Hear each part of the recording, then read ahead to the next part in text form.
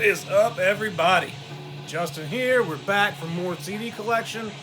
As you can see, I'm in a new location. I did some rearranging. My two big CD shelves, which used to be on opposite sides of the room, are now in a corner behind me.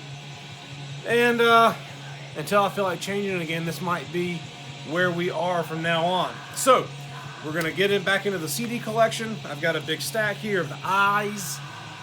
And I hope that you enjoyed the last video, which was predominantly incantation. And so I've got some good stuff here before we get into...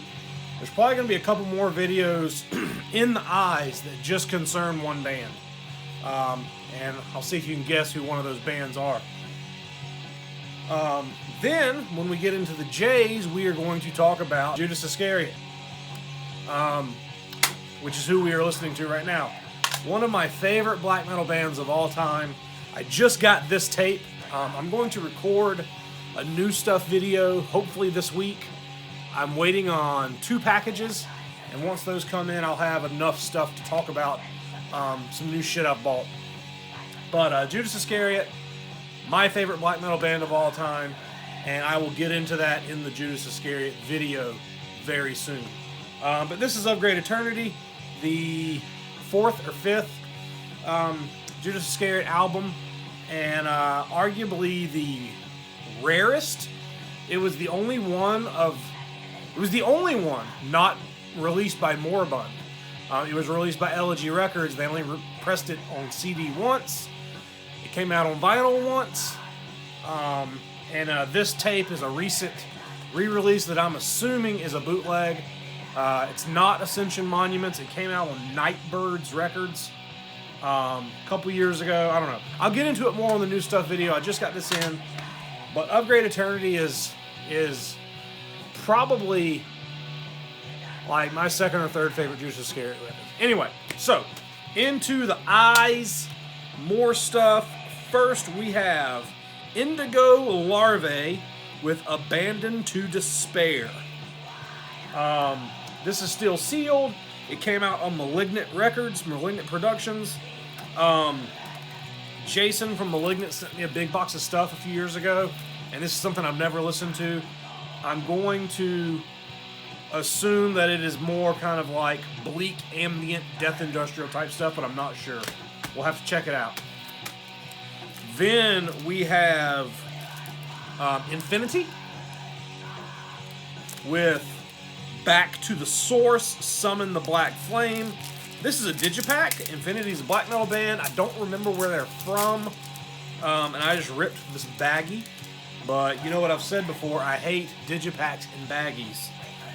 This came out on New Era and Obscure Abhorrence Productions. This is 130 of 250. Nice looking package here. It's a triple fold out gatefold thing with the band. I have no idea what this sounds like. I have never listened to it. I got this in a trade several years ago. So I did a trade with New Era Productions from my old label. They initiated the trade, but I agreed to it because they had a Bestial Summoning LP that I wanted, and they had a Charles Manson LP that I wanted. So I traded them a bunch of stuff. I got some stuff from them, and this was something I got.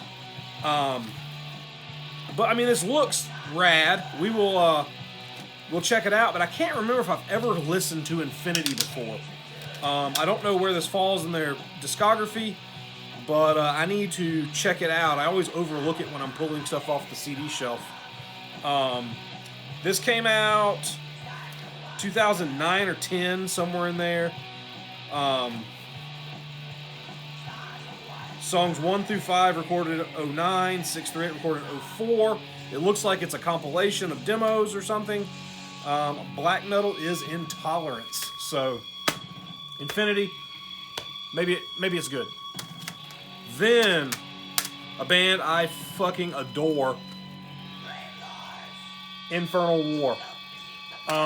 So, this Infernal War record, Terrorfront, I got as a review CD many years ago, and fucking fell in love with it. So I used to write a lot of reviews. I started writing for a webzine called deadtide.com back around 2003. Wrote for them until they ended many years ago. And it was a way to talk about music and it was, you know, I loved just like, I mean, I guess you guys could tell I love talking about music. This isn't a review channel. I don't sit and review things, but I used to love making my opinion known about releases. But what I quickly found out that I didn't know before I got into it, that it was a way to get free music. And back then, you got physical promo CDs. They were either in a cardboard sleeve or you got the actual full release. In this case, I got the booklet. I got the full booklet for Terrorfront and the CD, but no tray card. So, I also have this on LP. I eventually bought it on LP, but Infernal War is a Polish black metal band. I've talked at length about how much I love Polish black metal, but you can throw all that out the window because they do not sound like a Polish black metal band. They sound like a faster, nastier, just more violent Marduk. I cannot tell you how fucking visceral and nasty and violent this album is. It is just, I mean, it is turned up to 11 the entire time. It is just fucking unreal. They're another band that got a lot of shit. People thought they were an NS band.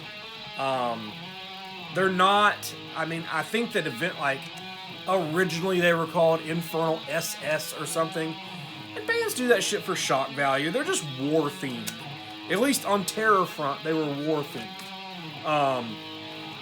But this record is fucking relentless, and I fucking love it. Talking about reviewing stuff, so I wrote for Dead Tide for many years, and then I started writing for Zero Tolerance magazine. And I wrote for Zero Tolerance for about 10 years. Up until about early this year, I kind of stepped back. I haven't written for them for several issues. But I did reviews and interviews and articles. But one of the first band interviews I ever did was with Infernal War. And then the magazine decided not to run it because these guys had kind of a sketchy past. And they didn't want that problem. So, next is their second record, and it is called Redesecration. It's real dark. Like I'm holding that. I have a lamp above here. But just in the regular light, you can't see what that says. But in Redesecration was the follow-up. I really like the layout to it. It's got kind of this grim black metal layout, you know. It's not as relentless and violent as Terrorfront, but it is definitely a progression for Infernal War. I don't reach for this one as much. I do have it on vinyl as well. But I'm not as familiar with this one as I am Terrorfront. I need to really get reacquainted with this, or get acquainted with it, period, because I don't remember much about it.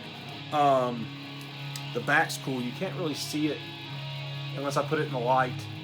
But really, really good design on this. It's got kind of that old Watain vibe to it, to the design. But Pete Helmkamp does some backup vocals on part of this, which is rad. So, next, I'm going to do all three of these together. This is kind of weird. I have 3 compilations in a row because they all start with I's. And real fast, the first one's called, it's by Initial Records. Initial Records was a record label from Kansas in the late 90s and early 2000s, and they mainly specialized in like emo music and hardcore music and kind of melodic hardcore and punk rock, a little bit of metal, and they would send out these big paper catalogs, and I would flip through the catalogs, and I discovered some really awesome bands that way. But they started sending out these samplers, and the disc would be in the catalog, and then the covers would be on a page that you cut out. So the back of this cover is stuff from the catalog, which is pretty cool.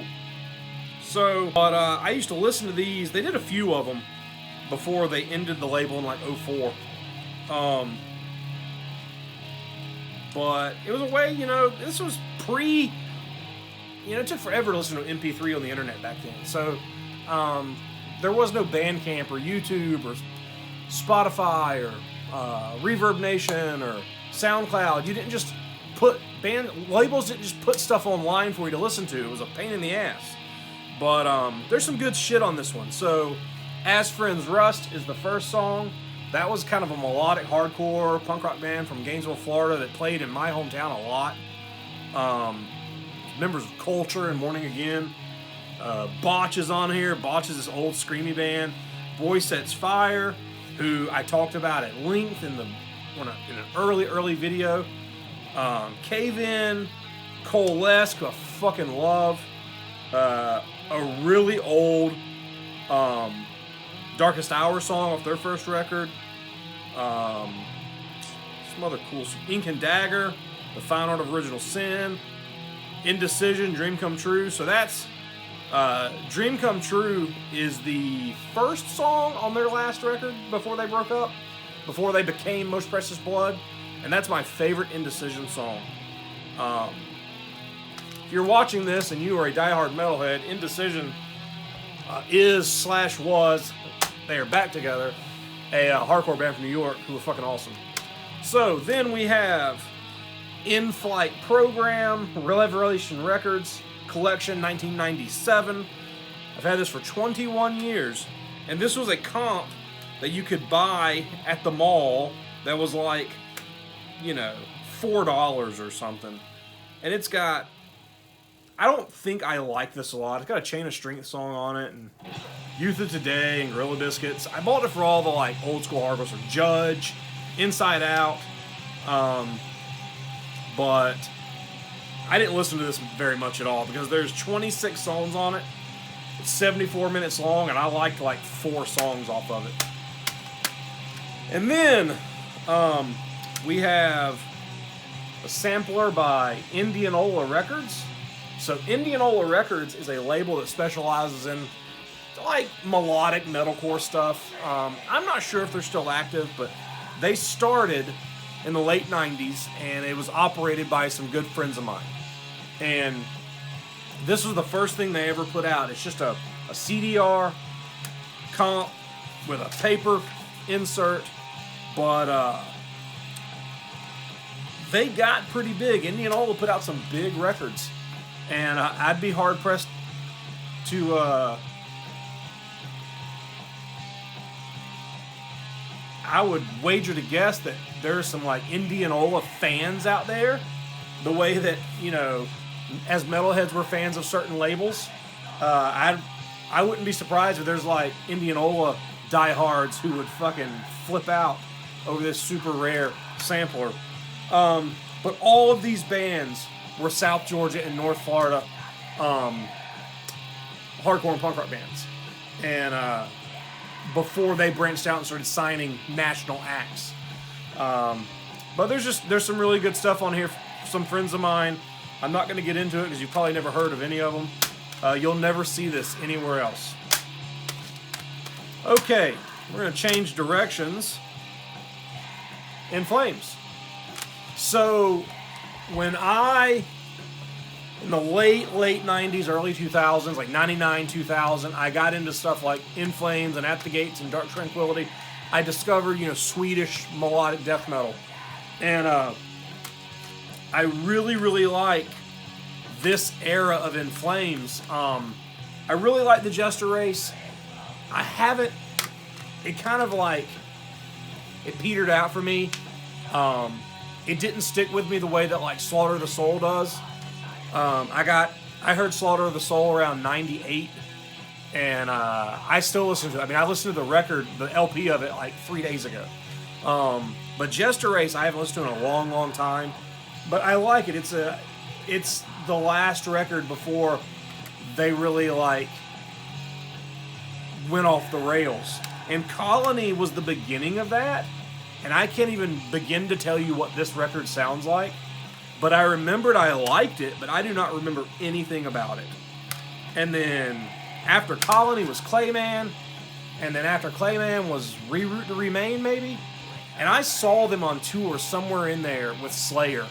And they all came out wearing white pants and white shirts. They all matched. They were real nu metal-y looking. And they only played 5 songs. Which was just absurd to me. But they did play Behind Space, which is awesome. I remember that has a pretty sick riff in it. But I don't have Horacle. And it's one of those things that I'm never going to go out of my way to buy anymore In Flames. I listened to this online sometime in the last couple of years, and it was in one ear and out the other. I need to get reacquainted with it. Because for a time, I listened to this all the time. So then we have... Here we go. There's some controversy for you.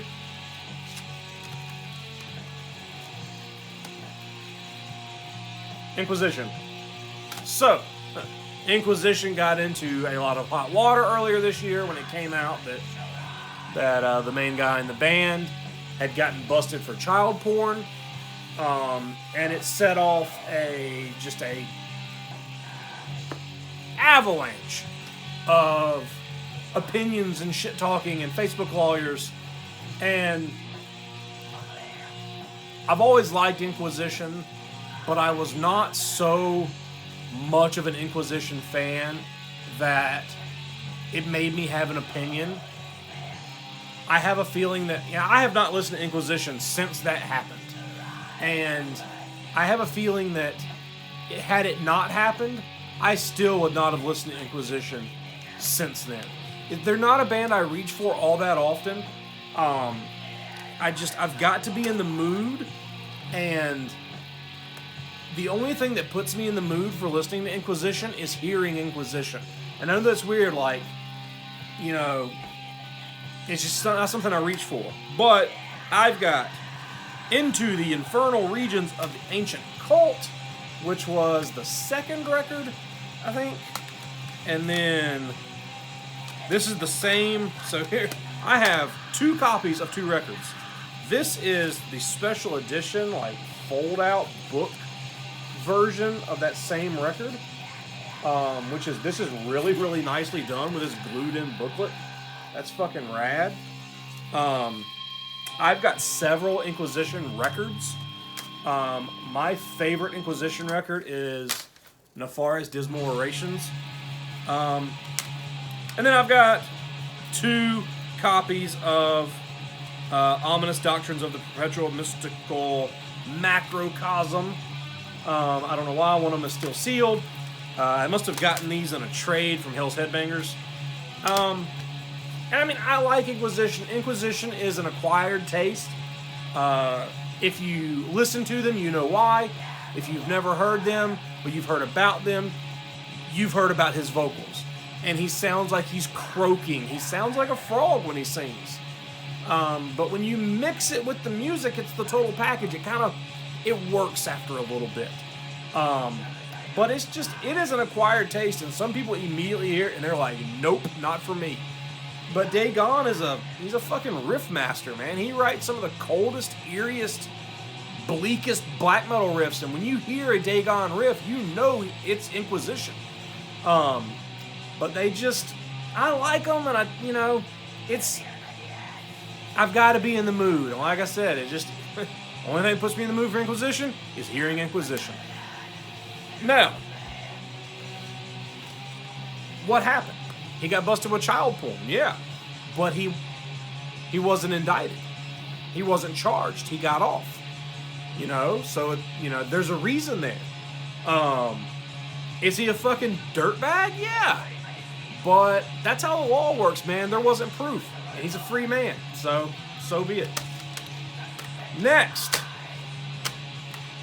we have a CD by a band called Internecine. This is called self-titled. This is an EP. of really kind of power violency, spazzy, violent hardcore, but it is super Christian.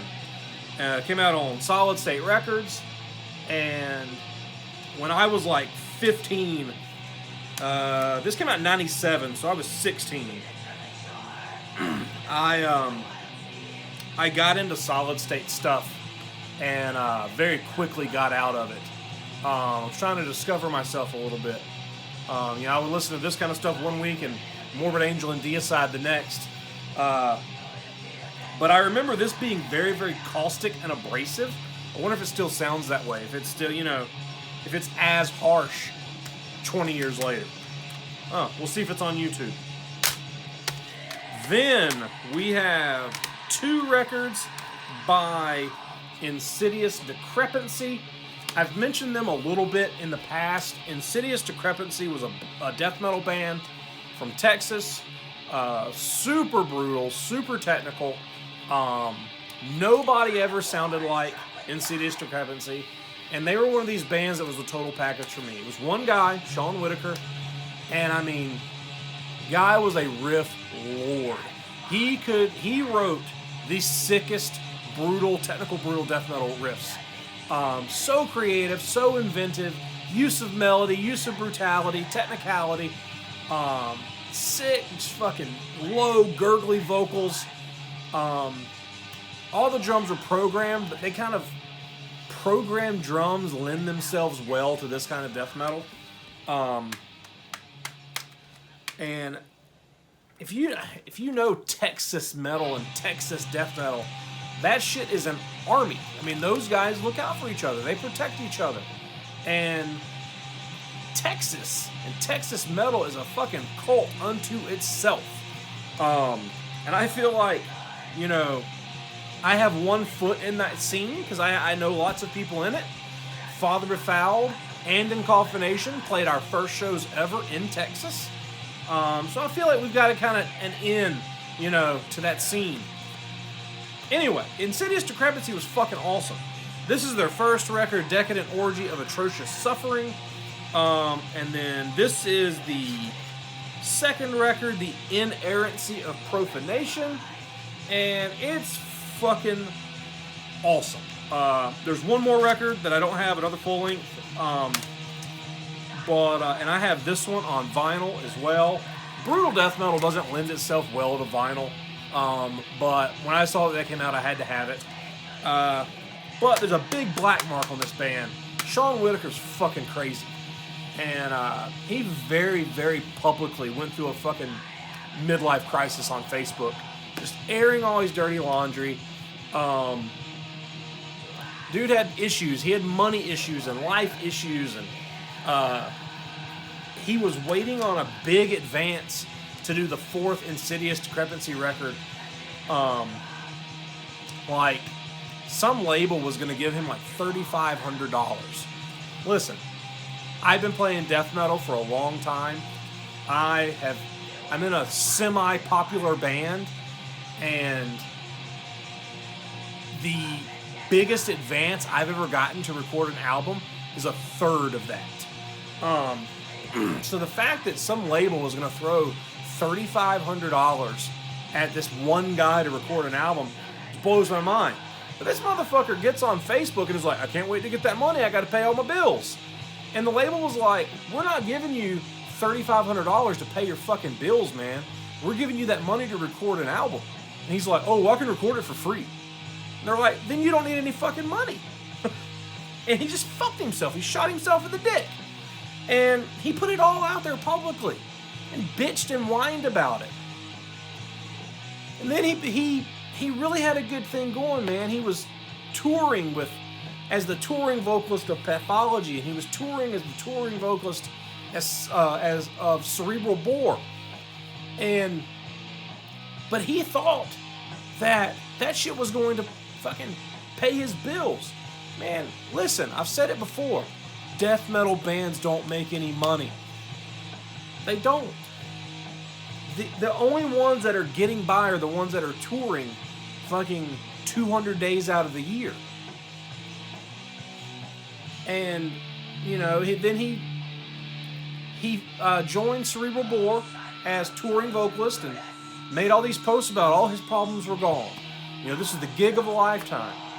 And then he made it to Europe on tour, and something happened, and he played like 2 dates and had to fucking come home. And I think it had something to do with money. Anyway, none of my business. Then he found Jesus, and he's a Christian now. So, long story short. So it's hard for me to go back and listen to this stuff. Insidious Decrepit, another interesting thing about them is they were not a porno slam type band. All of the lyrics were about perversing religion. It was a really cool take, a different angle for brutal death metal. But the first song on Inerrancy of Profanation, Befouling the Adoration of Christ.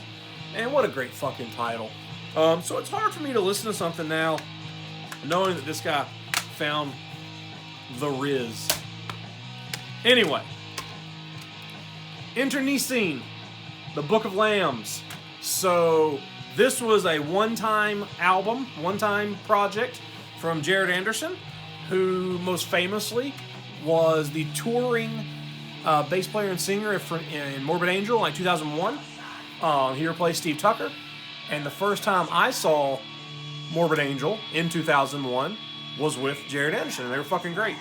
But he put out this record, and it's kind of a who's who of Florida death metal. He plays guitars, bass, and vocals, and Tony Loreno and Derek Roddy play the drums on it, and all of the solos are by Eric Rutan.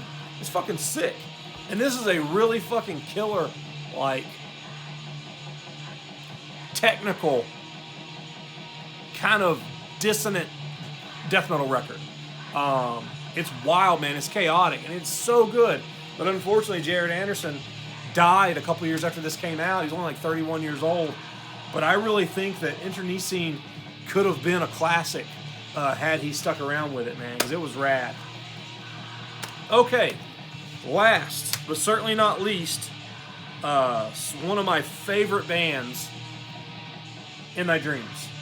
So, I heard In Thy Dreams on one of the CKY videos. It's funny, I was watching one of Brandon, Scourge of Vinyl's videos earlier today, and he mentioned hearing Dimmu Borgir for the first time on a CKY video. Well, there was an In Thy Dreams song on a CKY video, and I'm pretty sure it was Master of Lies, maybe? I'm not sure. Anyway, so around that time, I started looking for In Thy Dreams. Watching that video, I heard this really slick, sick-sounding melodic, Swedish melodic death metal song. So I look up the soundtrack. I watched the credits of the video and looked up who it was, and it's In Thy Dreams. So I look them up, and this had just come out. Their second record, Highest Beauty. And, I mean, that looks like a really fagothic, metalcore kind of Napalm Records, super goth cover. But, dude, this is just killer melodic Swedish death metal. This one is produced really well, but it's awesome. And I bought it from Century Media direct online, and wore it out. I mean, I listened to this so many times, and it's killer. It's really, really killer. But little did I know that The Gate of Pleasure, their first record, is one of the greatest melodic Swedish death metal records ever fucking written. And it's so underappreciated. I never hear anybody ever talking about this band, but I start looking for this. I downloaded it years ago and listened to it so much. There are so many killer riffs on this fucking record. And if I could start a band that sounded like this, I would do it right now. But I never could find a copy, and every time I look on Discogs, there'd be one or two, and they'd be stupid expensive. Look on eBay, there'd be one or two, they'd be stupid expensive, and I'd quit looking, forget about it, and then start listening to it again, and start looking for one, and I never could. I'm not dropping $100 on a CD. So one day I put out there on Facebook, it was earlier this year, I guess. Does anybody have this? Will they please sell it to me for a decent price? And Ben, I think you said you have it. You weren't giving it up, so thanks. Lo and behold, I get someone commented on my post. A dude named Yari. And he's like, that was my band. Send me your address. So, I wasn't friends with this guy, but someone had tagged him. And Yari was the guitar player on this album. And he still had a copy. And he mailed it to me for free from Sweden. I asked him, can I at least pay the postage, man? He's like, no. He's like, it is my pleasure. So he sends it to me, screws up my address, and it comes back to him. He sends it to me again and still wouldn't let me pay for the postage. So from the bottom of my heart, man, I cannot tell you how fucking stoked I am to have this. I love this CD so much. It's just one of those fucking albums that it gets me in the fucking gut every time I hear it, man. It just psychs me up so much. I fucking love this record. And the fact that the guitar player on this record sent me one and paid for postage twice, it's just fucking awesome. If you're not familiar with In Thy Dreams, they became Carnal Forge, who I've never listened to. And they've got like 6 albums. And I think they're melodic-ish type death metal, but heavier than this. I mean, they're named after a Carcass song. So, but anyway, In Thy Dreams. If you like them, let's talk about them. Let's talk about all this stuff. That's it for now. This is a long video. Next video should be new stuff. Well, let's talk about this. Let's talk about Judas Iscariot. And I'll see you guys soon.